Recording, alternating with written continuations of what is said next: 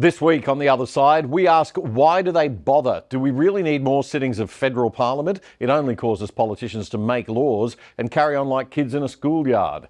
We'll discuss the state of the Liberal Party and the upcoming Queensland election with two very senior ex-Liberals from Queensland, Senator Gerard Rennick and former Sunshine State Premier Campbell Newman.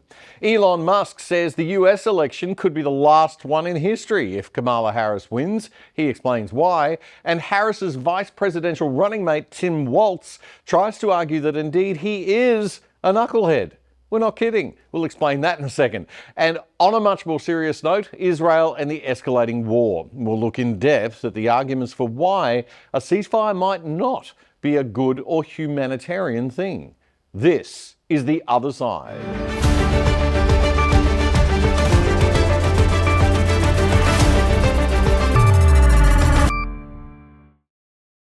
G'day Adelaide, g'day Melbourne, g'day Australia. This is episode 331 of The Other Side for the weekend commencing Friday, October 11, 2024. I'm Damien Curry. The Other Side is your weekly analysis of the best news and commentary to get you smart for the weekend and the week ahead without the woke. With a new show dropping on YouTube every Friday night at 7 p.m. Australian Eastern Daylight Saving Time. Our bias, we always declare it right up front, our perspective on the news is centre-right, what we'd call good old-fashioned everyday common sense Aussie values. You won't agree with everything we say or that others say on this show, but that is the whole point, to have a better, broader discussion of the topics affecting us all these days and to educate ourselves along the way, me included, and get better and learn as we go. And most importantly, we pay our own way with your voluntary support. Let's go. Anthony Albanese is getting slammed in the mainstream media this week for being wishy-washy on Israel's right to defend itself. When pressed on how far he thought Israel could go and whether he supported a ground troops push into southern Lebanon to eliminate Hezbollah, the Prime Minister dodged the question and just said that Australia was fully in line with President Joe Biden and the rest of the G7 countries. Only we aren't. He's telling a porky. Labor wants a ceasefire and a de-escalation, but the US is supporting Israel in its ground push and attacks on Hezbollah. Israel has now taken out almost all of the Hezbollah leadership. Hezbollah is a terrorist organisation, designated as such by Australia and other countries. And they fired 9,000 rockets into Israel in the past year. Albo's attempt to not upset Western Sydney Muslim voters who sympathise with Hezbollah and Hamas is not only an offence to the rest of us, including Muslims who do not sympathise with terrorists, it's downright immoral and dangerous. I don't know why we needed to have yet another parliamentary sitting week in Canberra this week either. Politicians just use them to make more laws. And Australia has too many laws.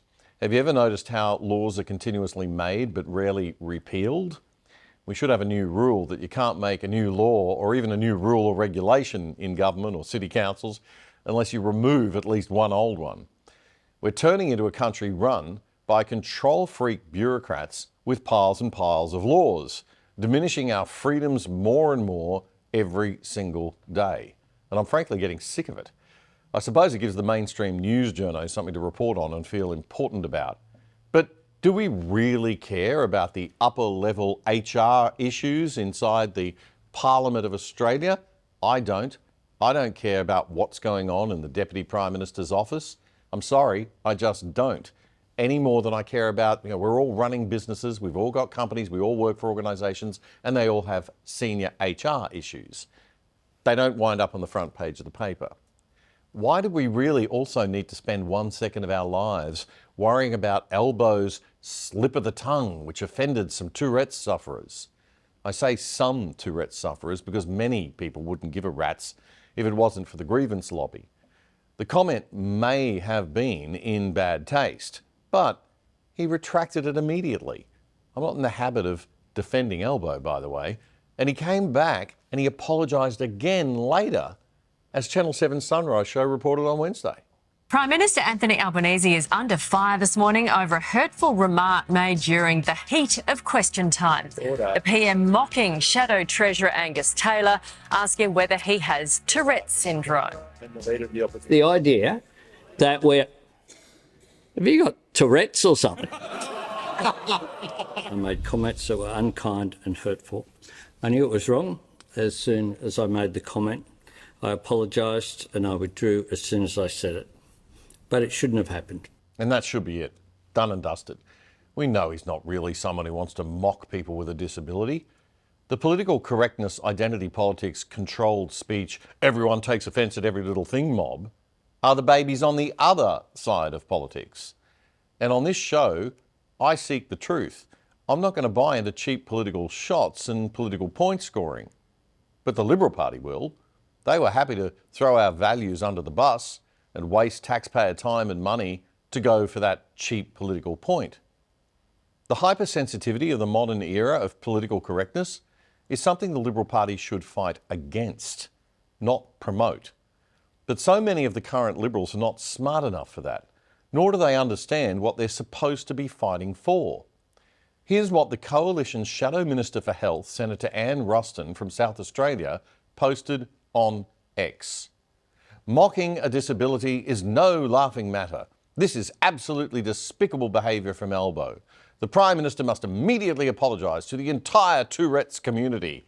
Australians living with Tourette's deserve the Prime Minister's respect, not his ridicule. Wow, okay, what a missed opportunity. What she could have done was take the moral high ground and stuck to Liberal values, centre-right and Conservative values. She could have said something like this: we understand the Prime Minister didn't mean any harm and apologised immediately. And so let this be a lesson to all Australians on the left. A culture of hypersensitivity to the slightest slip of the tongue is not healthy or mature. The Liberal Party stands for common sense and judging people by the true intent of their statements. We hope the next time that someone makes an inappropriate comment accidentally, that the Labor Party and Prime Minister will also show the maturity and common sense to be understanding and will remember this moment. Now that would have been a sign of actual national cultural leadership aligned with the Liberal Party's core values. But they just don't get it. They think what the public want is scoring cheap political points. No, guys, the public are sick of the Canberra Punch and Judy show and your immature BS. We're trying to work and be productive, and you're bothering us. Get back to looking at how you can cut some costs, cut some laws and red tape, and help small and medium businesses create jobs and build our economy and prosperity. That used to be what the Liberal Party stood for before they decided to just follow Labor around like little puppies and let Labor and the left set the agenda on every debate. If only they'd get back to firmly holding Liberal Party values, they'd never lose another election. By the way, Tourette's syndrome is a disorder that involves repetitive movements or unwanted sounds or tics that can't be easily controlled. For instance, you might have noticed that I blink a lot. That's a very, very mild form of a tic, and I'd hate it to be any worse. Some people shrug their shoulders or blurt out unusual sounds or offensive words. Hence Albanese's comment in Parliament. According to the Mayo Clinic in the US, men are about 3 to 4 times more likely than women to develop Tourette's syndrome. More male privilege, eh? There's no cure for Tourette's, but treatments are available. The experts say that many people with the syndrome don't need treatment when symptoms aren't troublesome, but severe symptoms might significantly interfere with daily functioning and the quality of life. So if you feel you need help, do speak with your doctor, and if you meet someone with Tourette's, do be kind. But you shouldn't need me or the government to tell you that. Here at the other side, we do not get more than $1 billion of taxpayer money like the ABC does to waste on fun stuff that we and our friends like while ignoring the public that we're supposed to serve. We have to rely on your support of this show. But I also hate asking for charity. So we've done a deal with what I think is the best VPN service in the world so that you can support this show and get excellent value for yourself in return. Private Internet Access VPN is a virtual private network. You download their app onto your phone, your TV, your computer, whatever you use, and it'll route all your data through a different server location so that you can't be tracked by the prying eyes of big government and big corporations. It keeps you and your family truly safe, and it will not massively slow down your internet speeds or make it harder to use your devices like some VPNs do. Private Internet Access, PIA VPN, is quick and easy to install, and once you've downloaded it, that's pretty much it. You can sign up using our special Other Side code for less than $3 a month. Unbelievable. That is a whopping 83% off the normal price. And you'll get the first 4 months free, and you will be helping our show a lot. So get onto it. piavpn.com/otherside to get the special deal. And get this, if you've got a Netflix account, by signing on through a server in another country to Netflix, like the US, for example, you'll get access to that country's library of Netflix shows on your account as if you were in that country, which is also great if you want Netflix in a different language or something. piavpn.com/otherside.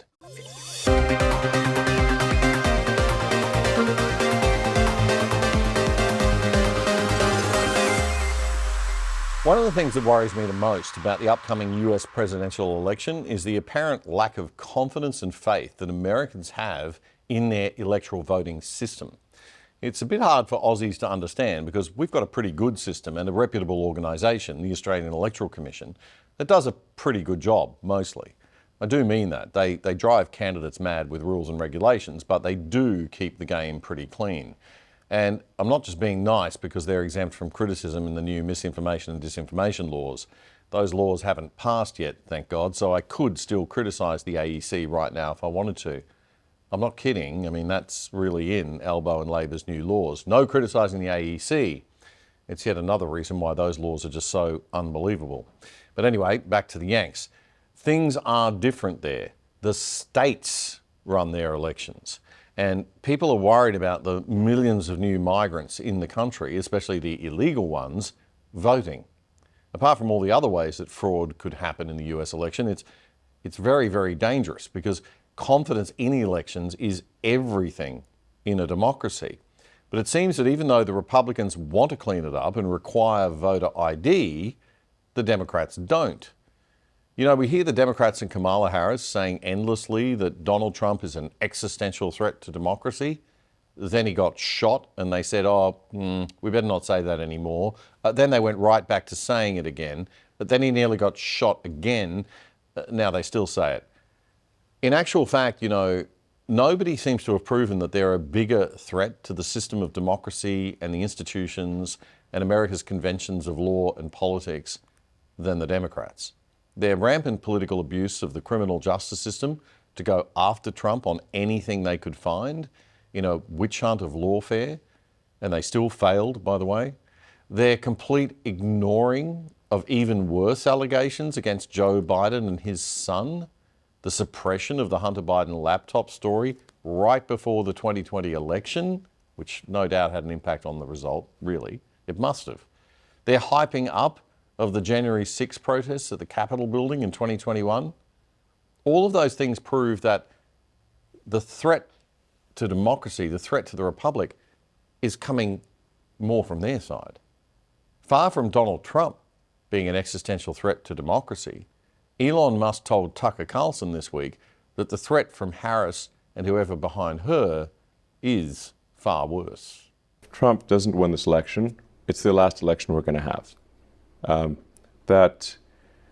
The Democrats, the Dem machine, has been importing so many people, bringing in so many illegals, flying in with this like CBP border app thing that nobody even knew about, like secret program. That's illegal, basically. It's illegal, but there's no action by DOJ to actually to stop it from happening. They're transporting large numbers of illegals to swing states. If you look at the numbers, these are the numbers from the government website. So like from the Democrat-administered government websites. Like where do you get this data? From the government website that is run by Democrats. There are triple-digit increases in illegals to all the swing states. And in some cases, it's like 700% over the last 3 years. Now, these swing state margins are, sometimes 10, 20,000 votes. So what happens if you put, hundreds of thousands of people into each swing state? Elon Musk speaking to Tucker Carlson on his TCN channel on X. Musk says immigrants vote overwhelmingly Democrat, even if they have conservative values, because they know the Democrats will be softer on citizenship and provide more welfare. So my prediction is if there's another 4 years of a Dem administration, they will legalize so many illegals that are there that the next election there won't be any swing states. And we'll be a single party country, just like California is a single party state. It's a supermajority Dem state in California. Because of immigration? Yes. California just passed, which is shocking. It's hard to believe this is even real. But California just passed a law making it illegal to require voter ID in any election at all in California. Did you know that? No. Yeah, Newsom signed it into law last week. It's illegal to require an ID. In any election, even a town council. And a friend of mine who lives in Palo Alto was like, is this actually real? And he went to vote in some city council election. He tried to show them his ID, and they said, we're not even allowed to look at your ID. And the same people that demanded vaccine IDs for if you want to travel or do anything are the same ones who say no voter ID is required. Is there any reason Obviously hypocritical. to pass a law like that except to abet voter fraud? It's so that fraud cannot be proven. So it enables large-scale fraud and no way to prove it, because how would you prove it? It's literally impossible. The purpose of no voter ID is obviously to conduct fraud in elections. Obviously. There can be no other explanation. Their common rebuttal is it's racist to require ID. And which is insane. I think it's actually racist and patronizing to say that people can't figure out how to get ID. So you see the rest of the It's country... total bullshit, obviously. Obviously. Yes. But that doesn't in any way minimize the aggression or self-righteousness they bring to this conversation. Yes. You're a racist if you want that. Right. Whereas, in fact, obviously, someone is racist if they say that people of a particular race cannot get ID. That's patronizing and racist. That's absurd. Yes. Elon Musk making good sense there. Kamala Harris, meantime, did another big TV interview. This is quite a big deal for her. She avoids them like the plague. She did a couple, actually. She had the very softball Stephen Colbert Tonight Show appearance. But the main one was with US 60 Minutes, and it was a softball again, a bit tougher than the CNN one, which was just an ad, really. But she was still very heavily edited and supported a lot by the interviewer. This is about as tough as it got. Let me tell you what your critics and the columnists say. Okay. They say that the reason so many voters don't know you is that you have changed your position on so many things. You were against fracking, now you're for it. You supported looser immigration policies, now you're tightening them up. You were for Medicare for all, now you're not. So many that people don't truly know what you believe or what you stand for. And I know you've heard that. In the last 4 years, I have been Vice President of the United States. And I have been traveling our country. And I have been listening to folks and seeking what is possible in terms of common ground. I believe in building consensus. We are a diverse people, geographically, regionally, in terms of where we are in our backgrounds.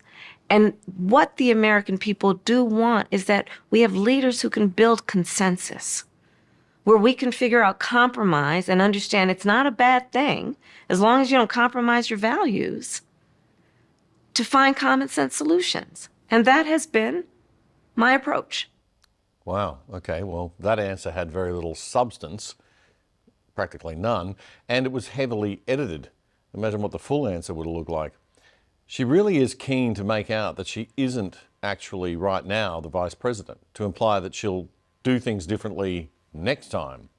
But she can't escape the failings of the past 4 years under her watch, especially on immigration, the thing she was put in charge of, and the border. Although, as Elon Musk just said, they don't really want to fix that one. Perhaps the funniest moment of the whole 60 Minutes segment was when they interviewed Harris's vice presidential running mate, Tim Walz, the governor of Minnesota. Walz is on record as lying many times about quite significant things like his military record and claiming he was in Hong Kong in 1989 when the Tiananmen Square massacre happened in Beijing. He wasn't. This came up in the vice presidential debate with J.D. Vance. And Walz's defence during the debate was to chuckle and say, "Oops, I'm a knucklehead sometimes." Is that kind of misrepresentation, isn't that more than just being a knucklehead? I think folks know who I am, and I think they know the difference between someone expressing emotion, telling a story, getting a date wrong. Yeah, let's just pause for a moment here because this is truly delicious.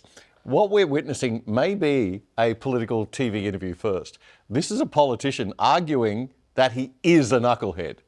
I'm not a liar, I'm just a knucklehead. Please believe me, I'm a knucklehead. Oh, we believe you, Tim. Don't worry about that, mate. But I think it comes down to the question of whether you can be trusted to tell the truth. Yeah, well, I can. I think I can. I will own up to being a knucklehead at times, but the folks closest to me know that I keep my word. Okay, you win. You're a knucklehead. The polls in the US election remain pretty much neck and neck this week.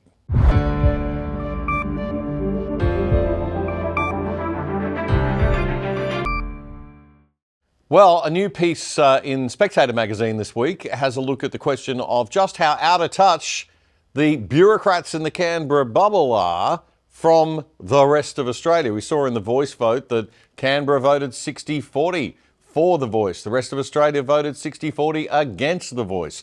Joining me now to discuss this is Spectator flat white editor Alexandra Marshall. Alexandra, how you doing?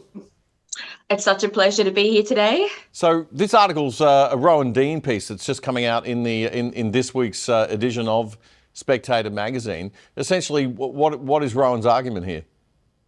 Well, so the magazine has just dropped, and Rowan's lead editorial piece is talking about, as you correctly put, how woefully out of touch the Canberra bubble is with the rest of Australia. And the problem is they are the ones making all the decisions. But in this case, we are talking specifically about how the main cities of Australia had their streets completely taken over every weekend by pro-Palestinian protesters who've kind of drifted into being pro-Hamas and pro-Hezbollah lately. Now, what he is saying is that unlike Canberra and unlike all the Labor and Greens politicians who are making excuses for these protests, most Australians just want their streets back. And the evidence is that this is far more than half of Australians are absolutely sick and tired of what is going on here in our streets for Palestine when this is Australia. Doesn't seem to reflect the views of the average Australian, the protests, and that's fine because protests are allowed to be reflective of a small segment of the community's views at any time, and people can protest all they like. But the official response to it, the Canberra response to those protests, seems to be very much out of step as well, right? Yes, we'll see what you think about this. Rowan has a comment here in the magazine. I'm just going to read it to you. It's very short. He says that marching in huge aggressive mobs whilst waving foreign flags and chanting ancient tribal war cries shows the pro-Palestinian crowd up for what they really are. That is violent, ideologically or religiously driven potential lynch mobs hell-bent on intimidation and only a bollard or two away from inflicting genuine violence upon their fellow Australian citizens. And I think that's the point that is growing here now. It's no longer just about free speech and protesting. There is a fear that these protests are masking the potential for real harm and real violence against their fellow Australian citizens, particularly the Jewish community. And in another article this week, we also had people saying how they were worried about sending their children to university now that the universities are basically have protest mobs outside the doors preventing Jewish students from entering. Yeah, well, we had that physics professor at Melbourne University also being attacked, literally, and thank God the Vice-Chancellor of Melbourne University came out and was strong and condemned those students and said it had no place and was inappropriate. There was nothing sort of wishy-washy about that comment. He was very, very firm, and I hope the universities do get more and more firm. What else have you got in the magazine this week, and also on Spectator TV, which drops 9 p.m. on Friday night, at appropriate time right after The Other Side. So if people want to continue watching, they can. Of course, all the great news shows hunt together, Damien, and that absolutely includes The Other Side. Look, on tonight, we've got David Cohen from New Zealand talking about that unbelievable sinking of the New Zealand naval ship, which has just, people can't believe it happened. It happened on a clear day, and suddenly the pearl and jewel and the crown of the Navy is basically becoming $100 million reef, leaking oil into the environment, and no one's really sure what happened other than it ran out of fuel. So that's going to be on our show tonight. But also we've got Matt Canavan, one of maybe a handful of the good senators left in Australia, and he is talking about the misinformation and disinformation bill, which I know continues to be a major topic in this country, and so it should, because if it goes through your show, my show, we're going to be in huge trouble, Damien. But what he said very interesting. He just said that no healthy society would empower politicians to decide the truth. Hear, hear. Senator Matt Canavan. We need more like that guy. Alexandra, thanks for joining us. Spectator TV and The Spectator, and Flat White, of course, online every day with Alexandra Marshall. So we'll see you next week. Thank you very much, Damien.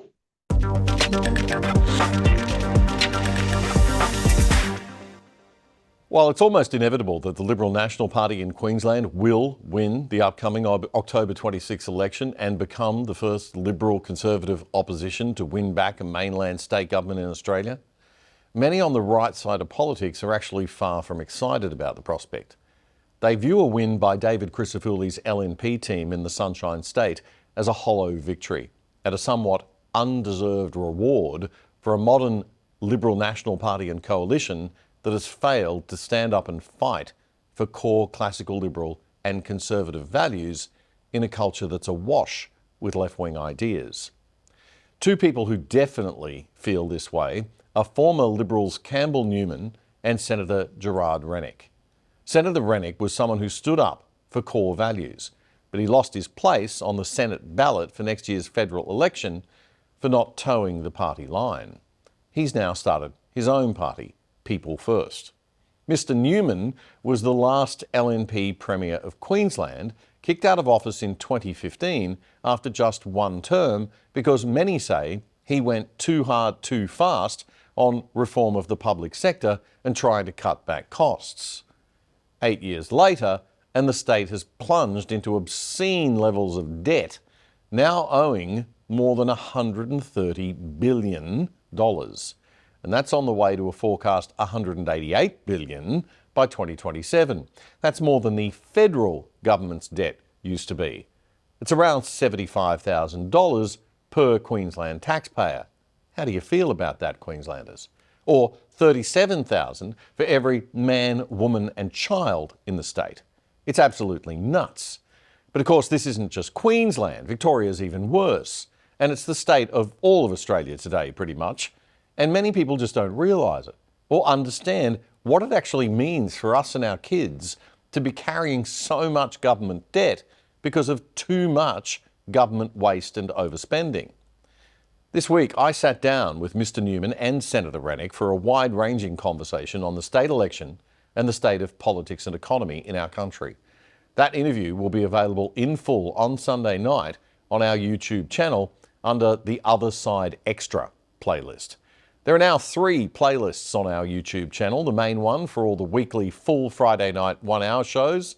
The segments playlist, which is the nightly segment clips that we take from the full Friday night shows. That's for people who prefer to watch in shorter bites. We put a 5 to 15 minute clip out every night, Saturday to Thursday.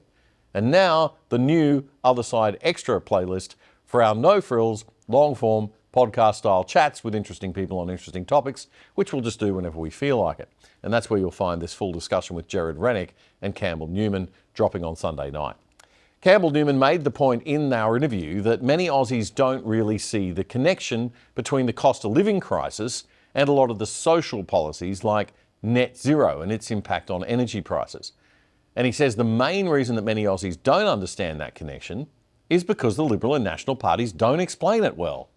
Well, I think the cost of living is like an issue that just has people cranky. and stressed, and that's not good for an incumbent government.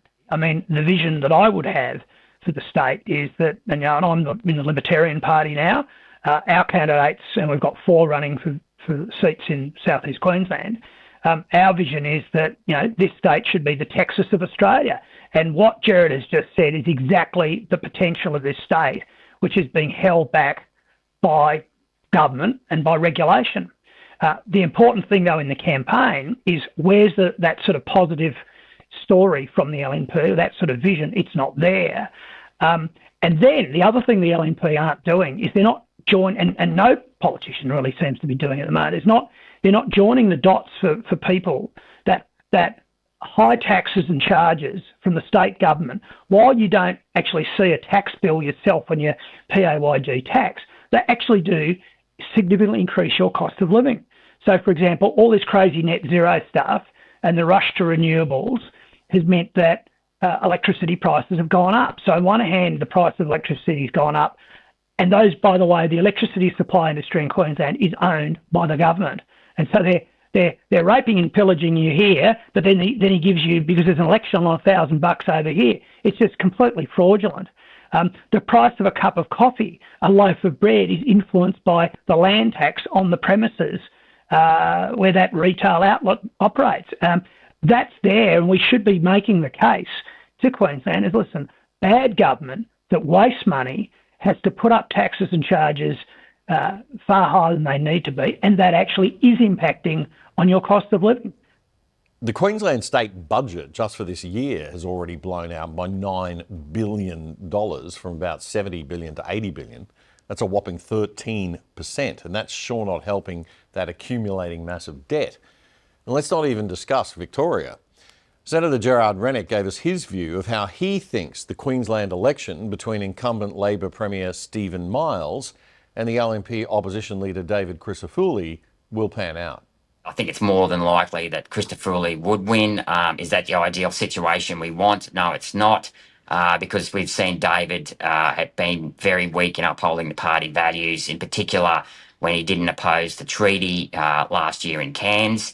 But what was worse about that was that the convention about 2 or 3 months later is that the members of the party who were very, very upset about the fact that the state side didn't oppose the treaty were effectively shut down by David Crisafulli and Lawrence Springborg on the convention floor. Now, that sort of behaviour is the behaviour of, I don't know, I think a thug's probably a bit too heavy, but it's the behaviour of someone that isn't open to opinions and isn't prepared to fight for the values of the party. And that one's not a negotiable one. Sometimes, politicians, let go, or, aren't as steadfast with their values because there may be, genuine other need. But the Liberal Party do have this identity politics problem. They persistently fail to stand up against identity politics. They consistently follow the Labor Party lead on all of this stuff. Too scared to speak out, and it's something that both of you have probably had to deal with. But 70% almost, just slightly off 70% of Queenslanders said no to the voice, and that was always going to be the case. And why Crisafulli would do what he did, as you just said in Cairns, it's just beggars belief. I mean, well, what. One side of it says a complete lack of political judgment to not be able to feel the pulse of Queenslanders. I mean, I'm sure it wasn't a surprise to you, Damien, or you, Jared. I was probably surprised that it got to 70, but if you'd asked me prior to the thing, I'd have said at least 62, 63% in Queensland. And yet they go off and have this sort of harebrained adventure, with the left. There seems to be a lot of disconnect between what the public want and what the major parties are delivering at the moment. I mean, there's dissatisfaction on both sides. Certainly on our side of politics, there is a dissatisfaction with the Liberal Party and a lot of people who are not going to be necessarily celebrating or excited about an LNP victory finally in one state in Australia coming up if they do win. That's a bit of a sad state of affairs, isn't it, Jared? It is a sad state of affairs, and it's not just, and there's two sides to this disappointment, right? You've got your red meat issues, which is, COVID, climate change, identity politics, and we are weak on that. But not only that, though, we're weak, and when I say weak, this is the entire political spectrum, are actually weaker on bread and butter issues like taxation issues, monetary policy issues, dealing with our bureaucracy. I mean, the first motion I put into Parliament as an independent senator was to have a federation convention or get the Legal and Con to investigate holding a federation convention to look at the duplication of roles and responsibilities between the state and federal governments. We don't need two environment departments, education departments, water departments, health departments, so on, so on, so on. Can't afford it. And, you know, I'm linking, one of my policies is I'm linking reforming the bureaucracy, getting rid of renewable subsidies and means testing that defined benefit scheme to give a $3,000 tax cut to everyone. Right, lift the tax-free threshold to $40,000, and we need to get back to basics. People are paying way too much income tax in this country. Absolutely. Here's the thing. Here's the thing. It's crickets out there, even amongst the coalition and Peter Dutton and Angus Taylor, and they will not release a policy. It's a Punch and Judy show down here. It's a circus in the Senate, and I'm pretty sure it's the same in the lower house. They won't release policies until 2 or 3 weeks before the date of the election, by which pre-polls opened. There's very little scrutiny over those policies. The election's won or lost, and then they go back into the Punch and Judy show. Senator Rennick and Campbell Newman, it's a great discussion. You can watch it in full from Sunday night, right here on the Other Side YouTube channel in the Other Side Extra playlist on our homepage on YouTube. Did you know that for every 2 to 3 teachers in Australia working hard in classrooms across the country, there is one taxpayer-funded bureaucrat sitting behind a desk doing admin and making and enforcing rules and regulations that make those teachers' jobs even harder? That's right, one bureaucrat for every 2 to 3 frontline teachers. That's how bloated our public service has become. But you'll never hear about it from the regular teachers' unions because they also represent many of those public servants. So says the leading alternative teachers' union in Australia, the TPAA. If you're a teacher, it's time to change to a union that will not only look after you without using your money to support the Labor Party, but which is taking on the government education system to sidestep those bureaucrats and use the savings to pay all teachers 25% more. The current waste must stop. All the red tape doesn't just suck up resources and time, it actually takes the teachers away from teaching our kids, and it wastes their time filling in crazy paperwork for meddling bureaucrats. So join the union that will actually stand up against big bloated government. Join the TPAA, the Teachers Professional Association of Australia. To find out more, just Google TPAA. The TPAA's fees are half the price because none of your money goes to any political party. And as an Other Side viewer, if you use our special code OTHERSIDE1 when you sign up, you'll get a further $100 off your first year's fees as a rebate on your first payments. Go to tpaa.redunion.com.au, tpaa.redunion.com.au to sign up now for a better union and support the Other Side too by supporting our sponsors. Thank you, teachers, you legends.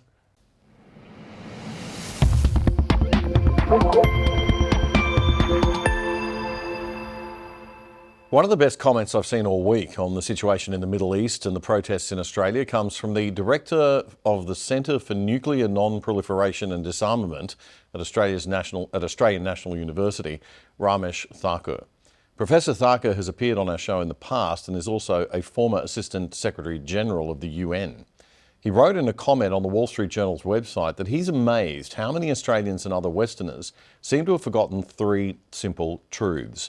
The first being that if only Hamas could, it would empty the entire region, from the Jordan River to the Mediterranean Sea, of all Jews by means of mass slaughter and ethnic cleansing. Professor Thakur writes that the legal and emotional term for this is genocide. By contrast, Israel actually has the means to commit genocide in Gaza, but instead it goes to extraordinary lengths to limit civilian casualties. Second, Israel uses its fighters and missiles to protect its people. Hamas uses Gaza's people to hide and protect its fighters and arms, thereby worsening the humanitarian toll, for which Israel then gets all the blame. Third, mass importation of illiberal immigrant communities and the lack of political courage to debate this publicly is creating a bitter domestic division in Western societies and shifting the centre of political gravity away from the values that define Western civilization. And he finishes with this question. Do we have the courage to say, love the country you live in? If not, feel free to leave and live in the country whose culture and values you do love. The United Nations Secretary General, Antonio Guterres, said late last month in a briefing to the UN Security Council that the speed and scale of the killing and destruction in Gaza are unlike anything he's seen in his years as Secretary General. He says nothing can justify the collective punishment of the Palestinian people. He also said that the horrific acts of terror by Hamas on October 7 last year have his utter condemnation and that nothing can justify those acts either. He says that international humanitarian law is in tatters and the humanitarian system is hanging by a thread, and violations by one side can't be used to justify violations by the other. Last week, the Secretary-General addressed an emergency meeting of the UN Security Council after the escalation in conflicts between Israel and that other Iran-backed terror group, Hezbollah, in Lebanon on Israel's northern border. He called for an immediate ceasefire. The United States and France, with the support of several other countries, have proposed a temporary ceasefire allowing for the restart of negotiations. Israel refused that proposal and stepped up its strikes, including bombing the Hezbollah headquarters where its leader was killed. And Hezbollah has continued rocket and missile attacks on Israel. It is absolutely essential to avoid an all-out war in Lebanon, which would have profound and devastating consequences. The events of the past week, the past months, and indeed nearly the past year make it clear. It's high time for an immediate ceasefire in Gaza, with the immediate and unconditional release of all hostages, the effective delivery of humanitarian aid to Palestinians in Gaza, and irreversible progress to a two-state solution. It's high time for a cessation of hostilities in Lebanon. UN Chief Antonio Guterres also condemned Iran's missile attack on Israel, urging an end to the, quote, deadly cycle of tit-for-tat violence, stressing time is running out. Israel's former Prime Minister, Naftali Bennett, has condemned the Secretary-General's comments, and he's calling for his resignation. Because the idea to cease fire after we've been massively attacked and the threat continues to exist is ridiculous, right? Iran just lobbed 200 additional ballistic missiles at Israel. Hezbollah's been pounding our cities for 11 months, now 12 months. Hamas murdered, raped, tortured, kidnapped our people. And now the Secretary General expects us to suddenly stop and say, you know, we'll just wait. And for the next time, that doesn't make any sense. But what is the end game? We need to remove the threat. Naftali Bennett was the 13th Prime Minister of Israel, serving for 1 year in 2021 and 22. He's a 52-year-old tech entrepreneur, and poll shows he's a favourite to succeed Benjamin Netanyahu, even though he's not in politics at the moment. He's been critical of Netanyahu, and while both of them are on the right-wing side of politics, they aren't from the same party. Naftali Bennett was on the Piers Morgan Uncensored show on YouTube this week, and Piers asked him two very important questions. Is the objective here that you will just destroy anything and anyone that gets in the path of removing Hezbollah and Hamas? And what is the acceptable level of civilian collateral damage in that process? And what is the end game? What happens after this? What kind of Gaza and Lebanon are we left with? The end game is a secure Israel and indeed a secure Middle East, with the horrible threats of Iran, Hezbollah, and Hamas gone. What we thought for many years, what our leadership in Israel thought, is that we can live with these sort of threats, with these sort of Nazi-type threats. What October 7th taught us is that we can't. When our enemies say we want to annihilate the Jews, they mean it. Fair enough. So back to the end game. How does the end of this war actually look in Israel's view? In Gaza, what we want to see is a prosperous Gaza, but we must retain the security responsibility so Hamas cannot rebuild. In Lebanon, we want to see a prosperous Lebanon that has been hijacked by Hezbollah. So we are now dramatically degrading Hezbollah. So if it were a company, we've taken out the CEO, taken out the board of directors, taken out most of mid-management. This is a huge opportunity for the people of Lebanon to take charge of their country again. We will not tolerate Hezbollah on our border anymore, period, full stop. Piers Morgan then pressed Bennett on what he thought the acceptable level of civilian casualties was. Bennett said that Piers was posing the question to the wrong side in this war, because if Hezbollah plant rockets inside homes and continue to put children in harm's way, they are the ones responsible for the deaths of innocents.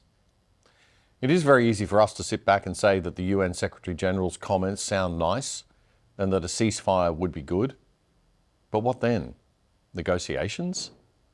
Isn't the constant negotiating with terrorists how we got into this mess in the first place? Doesn't appeasing terrorism just encourage more terrorism? It's also very easy for us, comfortable in the West, to condemn Israel for striking back at its attackers. I mean, what if it was us that was under attack from Hamas or Hezbollah? Give us an alternative. Tell us, what would you do if you got 200 ballistic missiles over the weekend on your homes in Miami or New York or Los Angeles? What would you do if 1,400 Americans or Brits were raped, burnt in their houses, and kidnapped by these terror groups? Oh, I know what we do here in Australia. It'd probably make what Israel's doing look like child's play. But see, this all does actually affect us. We share a planet with the great forces of evil that would like nothing more than to see the end of Western liberal democratic global leadership. But we're not used in Australia to having to fight just for our existence anymore. And the two biggest threats at the moment, in my view, are radical Islamism and communism. Well, Israel is right in the thick of it. They don't get the luxury of saying, oh, well, this isn't really going to affect us. It's on the other side of the world like we do. Maybe. I mean, do we? Former Prime Minister Bennett told Piers Morgan that Iran is at its most advanced point ever in terms of its nuclear program. It's accumulated enough high-grade enriched uranium to produce 10 bombs. It's reached the amount for 10 bombs, and it's moving forward, manufacturing the device itself, the detonator. We cannot allow this to be. Former Israeli Prime Minister Naftali Bennett, he says that President Biden 2 years ago said that he would not allow Iran to acquire a nuclear weapon, and he would use all of America's tools to stop that happening. This is money time. It's now. If we think this is a theoretical scenario, I'd say that until a year ago, we thought that it's a theoretical scenario that 6,000 terrorists would invade Israel and butcher and burn and rape Israelis. So this is reality. Israel's doing the hard, tough work on behalf of the free world. I mean, Iran's not going to stop there. America is the big Satan in their jargon. Israel, the small Satan. So I expect the world to help us in this, in my opinion, heroic battle against the forces of evil. That's former Israeli Prime Minister Naftali Bennett speaking on Piers Morgan Uncensored this week.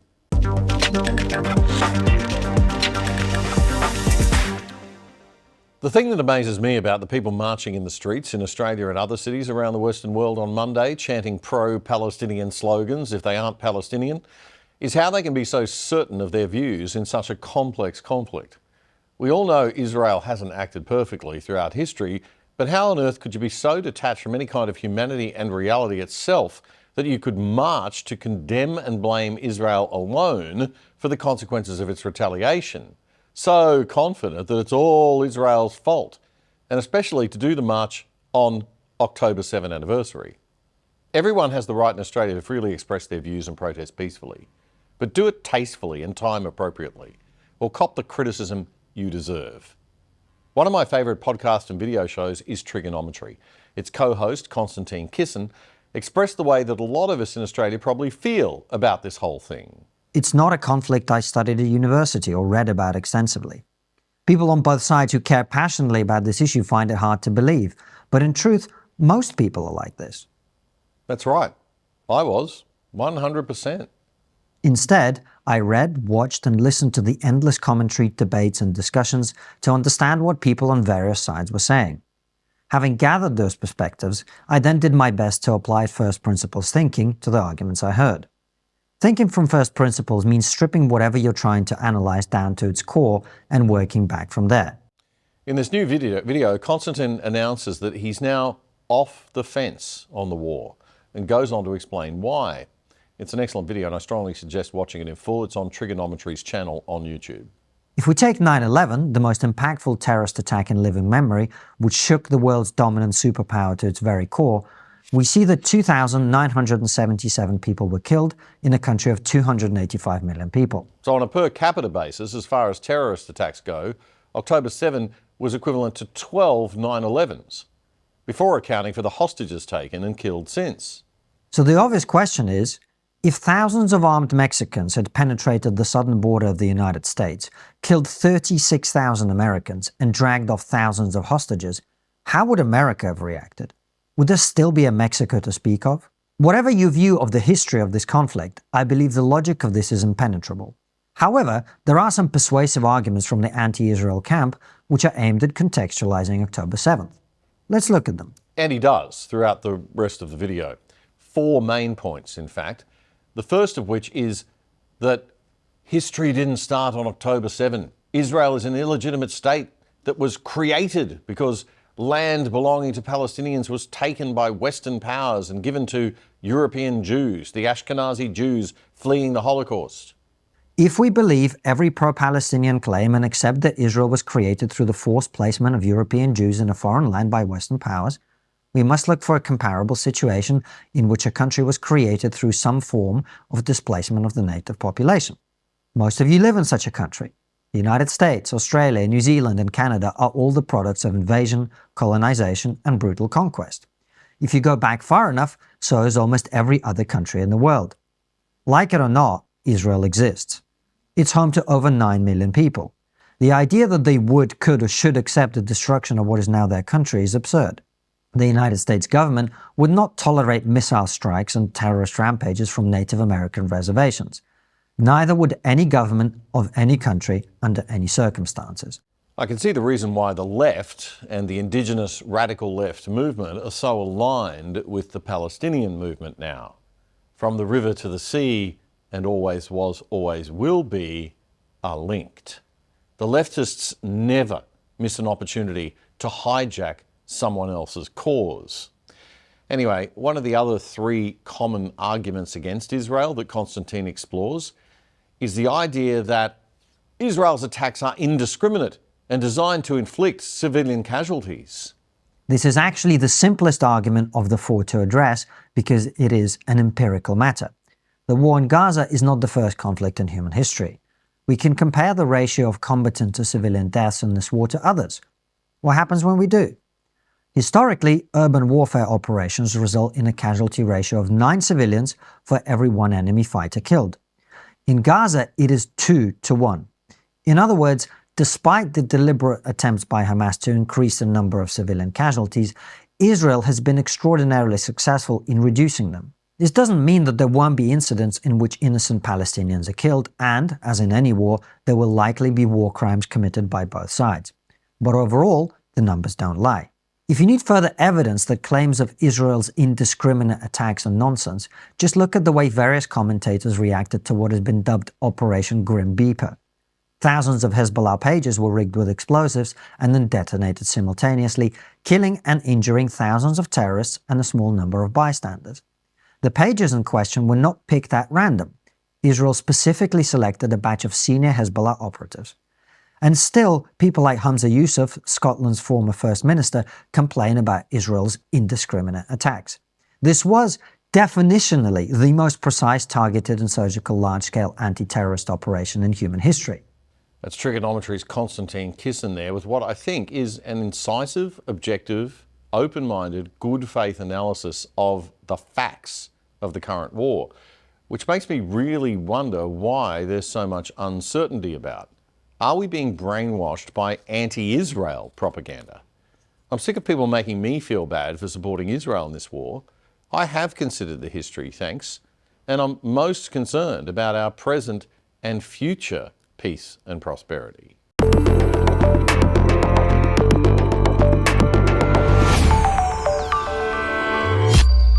Well, some very interesting news this week with Labor elder Peter Beattie, the Australian, reporting that he has condemned the Albanese government's core Middle East policies. Peter Beattie used to be the Premier of Queensland, but is a very strong and dominant lifelong Labor figure, very powerful and influential within the party. And for him to be condemning Albanese's Middle East policies is quite significant. He says that a two-state solution is a daydream unless Israel's enemies accept Israel's right to exist, and that ceasefires are just going to fail if they don't have the backing of Middle East regional and major powers. The Australians describing it as the strongest critique yet by a senior ALP figure on the government's position. Joining me now is Australian Jewish Association President and founder and long-time visitor to this show, David Elder. David, welcome back. Good to see you. It's been probably a bit too long. We spoke a few times after October 7 last year, and it was very bad for the Jewish community in Australia then, mainly with the disgusting Opera House rally on October 8. But how is the Jewish community doing a year later? It's been a big couple of weeks for you. Damien, to be perfectly honest, this has been a terrible blow to the Jewish community in Australia, and there's still shockwaves, and it's from three things. Firstly, obviously what happened in Israel on the 7th of October was the greatest attack on Jewish people in one day since the Holocaust, and in the most barbaric, brutal way that can be imagined. The second thing that is shocking was the almost immediate spike in anti-Semitism in Australia. I mean, we knew there was a little bit of grumbling anti-Semitism, but to see the way that it has exploded on the streets and in institutions such as the universities was a shock. And the third thing is the failure of our government and law enforcement to deal with it. David, is it particularly bad in Australia compared to other countries? You're probably in touch, I guess, with other Jewish organisations around the world, in the US and in Europe. I mean, do we have a particular problem here, do you think? We're not the worst, but we're certainly far, far from the best. But our reputation internationally has been severely damaged from 2 days after October 7 last year, when we saw the riots in front of the most iconic building, the Opera House, and even events in the last week or so have been in the international media from Australia. A Jewish guy being dragged away from Hyde Park in Sydney for the sin of waving an Australian flag. I mean, can't do that. No, mustn't wave the Australian flag. You can wave any other flag, it seems. David, how has it shifted since we last spoke? I mean, is it now, given the realities of war, which admittedly are extremely hard to watch and stomach for everybody, has that meant that more average Australians have started being less supportive and sympathetic to Israel, and that's coming out in the way that they're expressing it to the Jewish community? So that now we have I don't think so, Damien. What we have seen is substantial numbers in the anti-Israel and really pro-terrorist protests in the streets, and sometimes tens of thousands. But we were encouraged by a poll released early in the week that indicated that the majority of Australians, over 60%, are absolutely sick of this. They don't want Australian life disrupted by these sort of radical protests. They're not fundamentally anti-Semitic. They might not have a lot of knowledge or interest in Middle East politics, but, you know, that's over there. And we can draw the contrast. Occasionally, conflicts break out around the world. Everyone knows that Russia has invaded Ukraine, but you see nothing like this reaction on the streets. You don't see the Russian community or the Ukrainian community or, you know, other groups rioting in the streets because there is a conflict between Russia and Ukraine, and the casualties are far, far greater than the conflict that Israel is involved in with the various terrorist groups that are around it. There seems to be I'm very pleased to hear you say that, and I'm pleased to hear that what we're seeing is a large, loud, obnoxious minority, not a majority, when we're watching these protests. We talk about the anti-Semitism coming from Islamism. We see it coming from the political left. And we also see it coming from the extreme political right and the traditional sort of stereotypical neo-Nazis. People seem to lack a certain degree, what I've noticed and what concerns me, and I'm interested in your take on this, but people seem to be lacking a bit of moral clarity around this war, that we're seeing the images on television, we're being emotionally stirred up by understandably, by the very sad situation of innocent people being in the way of this conflict, as they are in all wars. But there seems to be a lack of moral clarity that I haven't seen in Australia before. Are you concerned about the lack of moral clarity in this country right now? Of course. And Damien, it needs to be called out that this lack of moral clarity comes from the top. It is, to a significant degree, a failure of leadership. We expect our leaders to create some framework, some direction for the country. And Prime Minister Albanese and Foreign Minister Penny Wong in particular have been dreadful. And I'll remind people that when the October 7 attack occurred just over a year ago, within hours, that unrestrained, ugly terrorism was being displayed on social media and in the news. And within hours, Penny Wong called for restraint on Israel. While you're subject to the most unconstrained terrorist attack of recent years, she's already pointing at and criticising Israel. And that pattern has continued. You run the AJA, which is the more conservative and right-wing leaning of the Jewish organisations in Australia. I was a little surprised to see on the front page of The Australian last weekend, Mark Liebler, the Melbourne-based left-wing Jewish elder and community leader, joining Josh Frydenberg in saying that Labor has abandoned Israel. He was one of the big voices of the Voice referendum and a long-time supporter of a lot of the kind of left-wing woke social justice thinking that's got us into this mess. Do you think Mr. Liebler has shifted in his political thinking a little bit of late? Well, obviously I can't speak on his behalf, but I thought the statement was significant because unfortunately there have been a number of our Jewish community leaders in the past that have had Labor affiliations. And I think that what happened on the 7th of October and the reaction of our government has been a wake-up call. The failure to stand with the only democracy in the Middle East, the failure to deal with anti-Semitism, and indeed their policies are making the anti-Semitism worse. So I welcome Mark Liebler's statement. And you're right, your portrayal is generally right. AJA is the centre-right conservative organisation in the Jewish community. And one of the reasons that we've been so successful is because some other groups have moved to the left politically. Yeah. David, thanks so much again for your time. We do appreciate it and always like to have you on the show. Thanks very much. David Adler from the Australian Jewish Association.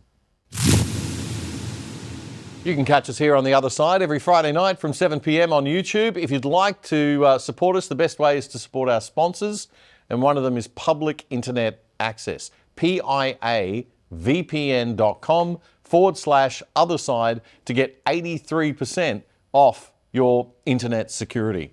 Another way is to tell all your friends about the shows so that they can catch up on the best news and commentary of the week without the woke too in just an hour by watching or listening to The Other Side every weekend. And subscribe to our channel on YouTube. It is absolutely free. Just hit the subscribe button, the little bell, and that'll notify you when we post anything. And also, if you are feeling generous, do please feel free to send us a super thanks donation. You can do that by clicking the little $ thanks icon under the video frame on YouTube. And you can also follow us on Twitter at OtherSideAus, AUS. That is our Twitter handle, OtherSideAus, AUS. It all helps. And that is all we have time for this week on The Other Side, your weekly summary of the best news and commentary without the woke. Please remember to tell all your friends about the show, and please follow us on X and YouTube. We are now back on TikTok too, so follow us over there. And watch out for our new shorts on YouTube also. Please smash the like, subscribe, and every other button on all the platforms you can. That really helps us with the algorithms. And we drop a new show every Friday night at 7 p.m. Australian Eastern Daylight Saving Time now. If you are watching on YouTube, to make sure you never miss any of our content, please do hit the subscribe button below and that little bell, because that'll notify you when we post new content. It's absolutely free to do that, right? It doesn't cost you anything. But if you do like what we're doing and you want to support us, there is that little $ thanks button, and you can make a super thanks donation through YouTube so that we can keep delivering. I'm Damien Curry. Bye for now.